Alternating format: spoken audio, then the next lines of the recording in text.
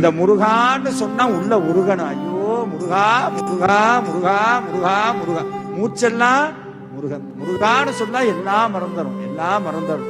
இந்த முருகன்னு சொன்னா எவ்வளவு பெரிய புண்ணியமா. சகல கோடி மந்திரங்களுக்கும் ஒரே ஒரு தெய்வம் யாரு? முருகன் தான். இன்னைக்கு பூஜை பண்ணும் போது சத்ரு சம்ஹார தசதியில ஒரு நாமாவளி வருது, சர்வ மந்தார முக்கிய பீஜ ஸ்வரூபாயி நமஹ.